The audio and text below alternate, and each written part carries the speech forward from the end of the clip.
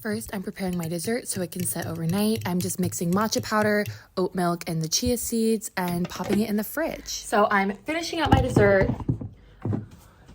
The matcha pudding has set here. And now I'll be adding some raspberries just for some color, some beauty, and that's what the recipe called for. Starting the entree ramen part now because that will take the longest to prepare. So my initial ingredients, well, first, hands are clean, and then my garlic, onion, and ginger. I will chop those.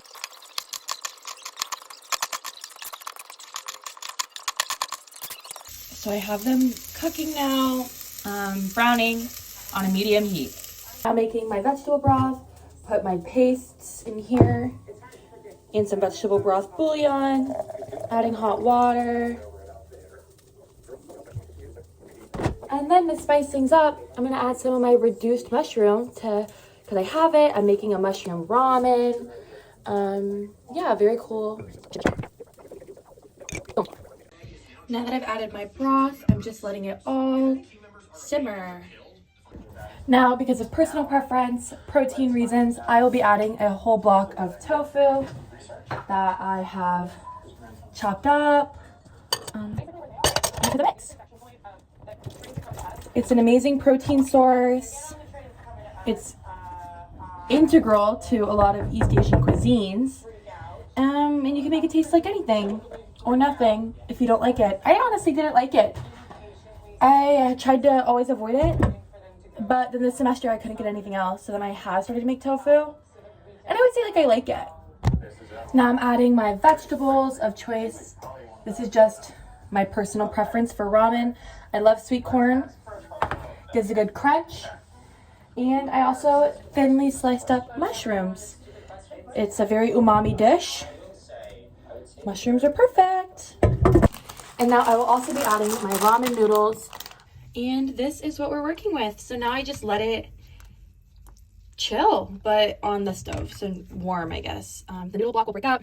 It'll be so good. I think I put a lot of mushrooms in it. Oh well. To prepare the appetizer, all I'll be doing is heating up frozen edamame in the microwave. Frozen food is great to reduce cost, keep stuff for longer. Maybe it can help reduce food waste if you're just dining by yourself. All my food put together. So appetizer, added some salt and some lime, the portions of ramen, and then the dessert. Course one. Delicious. Great source of protein. Okay, wait, now I'm filming. It smells delicious. And what's nice is I could see there's a lot of herbs in here, which I'm really enjoying. And I see tofu and mushrooms. Yes. So a lot of like good, rich things to eat for a vegan meal, which is so exciting. Cheers. Cheers. Delicious. Good flavor. Very umami. Yay! Oh, it's so pretty. I didn't want to touch it. Cheers. Hold on, I can't have it out. Cheers. Cheers. Delish. It's a good dessert. I would also eat it for like breakfast. Like a cafe should sell this. True. It could be breakfast. It's really good. And I love the fresh raspberries. The raspberries are a very nice touch because they kind of contrast the tart. It kind of gives you like a little tart flavor. Really good. Okay, interview time. How do you feel knowing this is vegan and low carbon footprint? I honestly wouldn't know that it was vegan. Like, it wouldn't cross my mind if you hadn't told me going into it. This tastes so rich that I feel like it has to be like a chicken broth or like a chicken stock or like a pork something. It just tastes very rich. So I think this is delicious. It definitely makes me feel like better about eating it because I'm like, oh, I'm such a good person. But it was so delicious. So I think this is also just proof that vegan and carbon footprint conscious eating can still be delicious. Would you say you guys like eat vegan or like low, like, is that something that crosses your mind when you eat normally or no?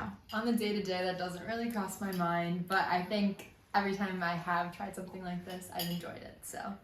Yay! Thank Yes. you guys. Thanks for cooking for us. Lily. Yay! Vegan success.